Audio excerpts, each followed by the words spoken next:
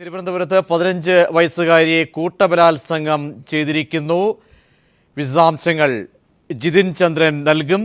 വളരെ ദാരുണമായ സംഭവം. എപ്പോഴാണ് ജിതിൻ റിപ്പോർട്ട് ചെയ്യപ്പെട്ടത്? എന്താണ് സംഭവത്തിൻ്റെ കൂടുതൽ വിവരങ്ങൾ? പ്രജീഷ, തിരുവനന്തപുരം സ്വദേശിനിയായ 10ാം ക്ലാസ് വിദ്യാർത്ഥിനിയായ 15 വയസ്സുകാരിയാണ് കൂട്ടമാനഭംഗത്തിന് ഇരയായത്. ഈ കുട്ടിയെ കഴിഞ്ഞ 12-ാം ദിവസം ഈ സംഭവത്തിൽ മൂന്ന് പേരാണ് ഈ കുട്ടിയെ കൂട്ടമാനഭംഗം ചെയ്തിരിക്കുന്നത്. സംഭവത്തിൽ 2 പേർ നിലവിൽ തിരുവനന്തപുരം ഫോർട്ട് പോലീസിന്റെ കസ്റ്റഡിയിലായിട്ടുണ്ട്.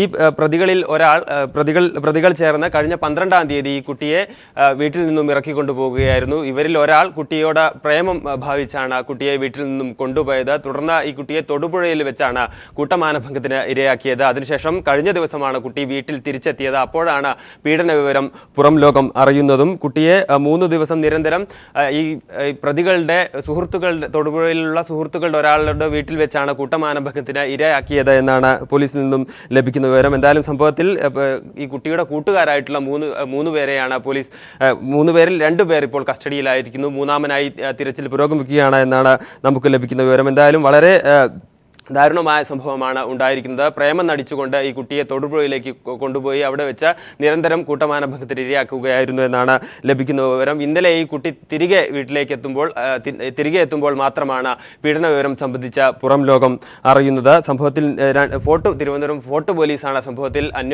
കേസെടുത്ത് അന്വേഷണം നടത്തുന്നത്. 2 പേർ നിലവിൽ പോലീസിന്റെ കസ്റ്റഡിയിലായിട്ടുണ്ട്. പ്രജീഷ്, എങ്ങനെ പോലീസ് നൽകുന്ന വിശദാംശങ്ങൾ എങ്ങനെയാണ്? ഏത് രീതിയിലാണ്, ഏത് സാഹചര്യത്തിലാണ് പെൺകുട്ടിയെ ഇവർ കൊണ്ടുപോകുന്നത്?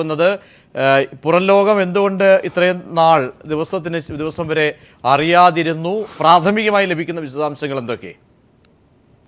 പ്രജീഷ, കുറച്ച് പ്രാഥമിക വിവരങ്ങൾ മാത്രമാണ് നിലവിൽ നമുക്ക് പോലീസിൽ നിന്നും ലഭിക്കുന്നത്. ഫോർട്ട് പോലീസിൽ നിന്നും ലഭിക്കുന്ന വിവരങ്ങൾ അനുസരിച്ച് 12-ാം തീയതി ഈ കുട്ടിയെ പ്രേമം നടിച്ച ഈ 3 പേരിൽ ഒരാൾ വീട്ടിൽ നിന്ന് ഇറക്കിക്കൊണ്ടുപോവുകയും പിന്നീട് 3 പേരും ചേർന്ന് കുട്ടിയെ തൊടുപുഴയിലേക്ക് കൊണ്ടുപോവുകയുമായിരുന്നു. തൊടുപുഴയിൽ ഈ പ്രതികളിൽ ഒരാളുടെ സുഹൃത്തിൻ്റെ വീട്ടിൽ വെച്ചാണ് കുട്ടിയെ മാനഭംഗത്തിന് ഇരയാക്കിയത് എന്നാണ് പോലീസ് നൽകുന്ന വിവരം. 3 പ്രതികളും കുട്ടിയെ പീഡിപ്പിച്ചു എന്ന വിവരമാണ് പോലീസ് നൽകുന്നത്. തുടർന്ന് കഴിഞ്ഞ ദിവസം കുട്ടിയെ തിരികെ തിരുവനന്തപുരത്ത് എത്തിച്ചപ്പോൾ മാത്രമാണ് പീഡന വിവരം സംബന്ധിച്ച ലോകം അറിയുന്നത്. നിലവിൽ 2 പേരെ സംഭവത്തിൽ പോലീസ് കസ്റ്റഡിയിലെടുത്തിരിക്കുന്നു, അറസ്റ്റ് ചെയ്ത് റിമാൻഡ് ചെയ്തിട്ടുണ്ട്. ഒപ്പം മൂന്നാമനായുള്ള തിരച്ചിൽ പോലീസ് ഊർജിതമാക്കിയിരിക്കുന്നു.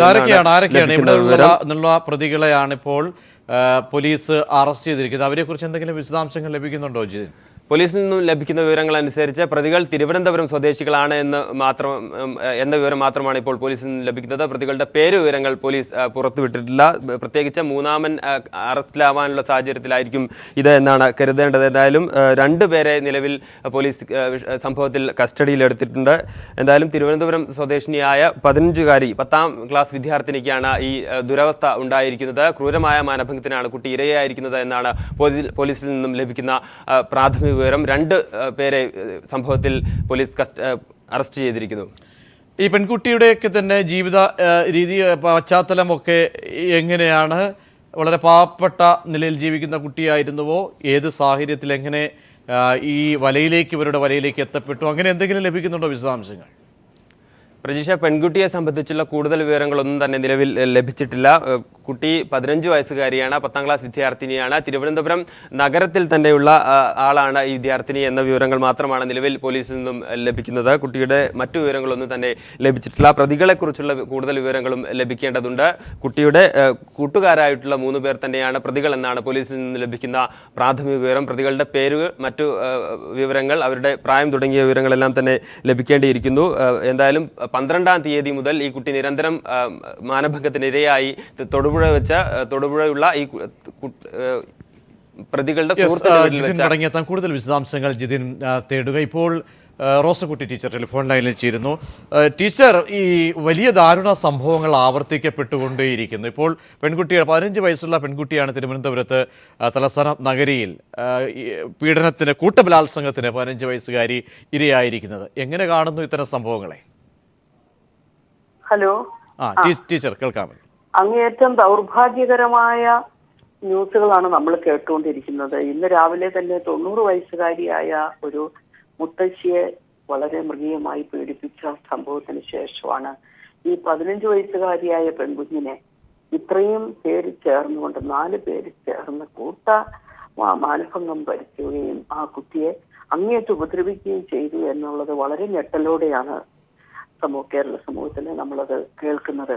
ഈ സംഭവങ്ങൾ ഇല്ലാതാകണമെങ്കിൽ തീർച്ചയായിട്ടും നമുക്ക് ഇത്തരത്തിലുള്ള കുറ്റവാളികളെ നിയമത്തിന്റെ മുമ്പിൽ കൊണ്ടുവന്ന് എത്രയും പെട്ടെന്ന് ശിക്ഷ വാങ്ങിച്ചു കൊടുക്കാനുള്ള ഒരു സാഹചര്യം നമ്മുടെ സമൂഹത്തിൽ ഉണ്ടാകാത്തിടത്തോളം കാലം കുറ്റവാളികളുടെ എണ്ണം പെരുകുകയും ഇരയായിട്ടുള്ള പെൺകുട്ടികൾക്ക് നീതി നിഷേധിക്കുകയും അല്ലെങ്കിൽ സ്ത്രീകൾക്ക് നീതി നിഷേധിക്കുകയും ചെയ്യുന്ന അവസരങ്ങൾ നമ്മളിങ്ങനെ ഓരോ ദിവസവും കണ്ടുകൊണ്ടിരിക്കുകയാണ്.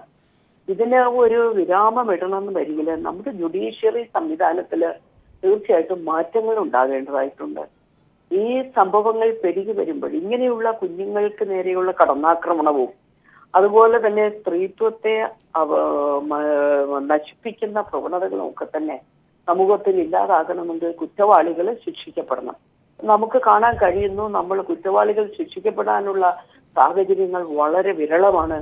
പ്രതികൾക്ക് രക്ഷപ്പെടാനുള്ള അവസരങ്ങളാണ് അതാണ് റോസക്കുട്ടി ടീച്ചർ. കാരണം ഇത്തരം കേസുകളിലൊക്കെ തന്നെ വ്യക്തമായ ഒരു ഒന്നുകിൽ മൊഴികളുടെ അഭാവം, പല മൊഴികളും കോടതിയിലേക്ക് എത്തുമ്പോൾ മാറുന്നു. പലരും ഇന്ന് സംഭവിച്ച 2 കേസുകളും 90-കാരിയുടെ കേസായാലും ഈ 15-കാരിയുടെ കേസ് 2 കേസും പരിശോധിച്ചാൽ കൂടി മറച്ചു വയ്ക്കുകയാണ്. ദിവസങ്ങൾക്ക് ശേഷമാണ് ഇതൊക്കെ തന്നെ റിപ്പോർട്ട് ചെയ്യപ്പെടുന്നത്. ഈ സാഹചര്യത്തിൽ ഒരു അടിമുടി മാറ്റം, ഒരു പൊളിച്ചെടുത്തൽ എങ്ങനെ വേണം? ഏത് രീതിയിലുള്ള ഇടപെടൽ, പ്രതിഷേധങ്ങൾ ഉയർന്നു വരണം?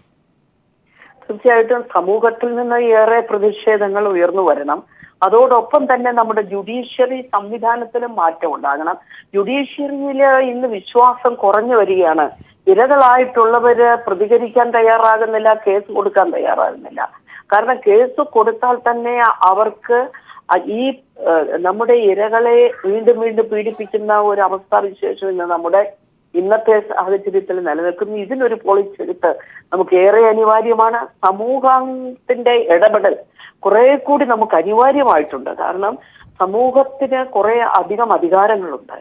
ആ അധികാരങ്ങൾ ഉപയോഗിച്ച് സമൂഹം ഇത്തരത്തിലുള്ള സംഭവങ്ങൾ ഉണ്ടാകുമ്പോൾ അവരെ ഇരകളായിട്ടുള്ളവർക്ക് സഹായം കൊടുക്കുന്നതിനും അതുപോലെ തന്നെ ഇത്തരത്തിലുള്ള കേസുകൾ വെളിച്ചത്ത് കൊണ്ടുവരുന്നതിനും ഏറെ ഉത്തരവാദിത്വമുള്ളവർ പോലും ഇത് ഇന്ന് നിർവഹിക്കാത്തത് ഒരുപക്ഷെ ഇതുകൊണ്ട് എന്ത് ഫലം എന്ന് കണ്ടുകൊണ്ടുണ്ടായിരിക്കാം.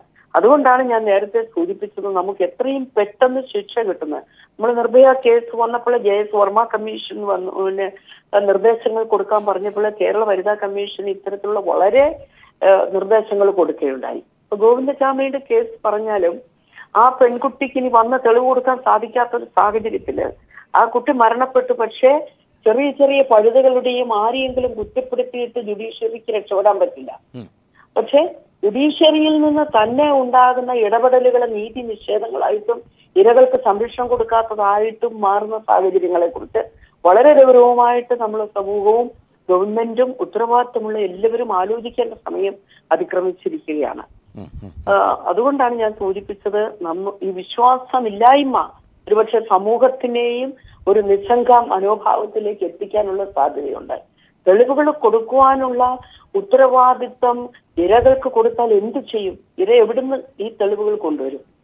അപ്പോഴ് ഇരകളുടെ മേൽ തെളിവ് കൊടുക്കുവാനുള്ള ഉത്തരവാദിത്വം അടിച്ചേൽപ്പിക്കാതെ കുറ്റവാളിക്ക് ഈ തെളിവുകളിൽ കൊണ്ടുവന്ന് അവൻ രക്ഷപ്പെടാനുള്ള മാർഗങ്ങൾക്ക് ആണ് ഇന്ന് കൂടുതൽ സാഹചര്യങ്ങൾ. തീർച്ചയായും വളരെ നന്ദി റോസക്കുട്ടി ടീച്ചർ ഈ അവസരത്തിൽ പ്രതികരിച്ചതിന്. 15 വയസ്സുകാരി പ്രായപൂർത്തിയാകാത്ത പെൺകുട്ടിയാണ് ഇപ്പോൾ തിരുവനന്തപുരത്ത് കൂട്ടബലാത്സംഗത്തിന് ഇരയായിരിക്കുന്നത്.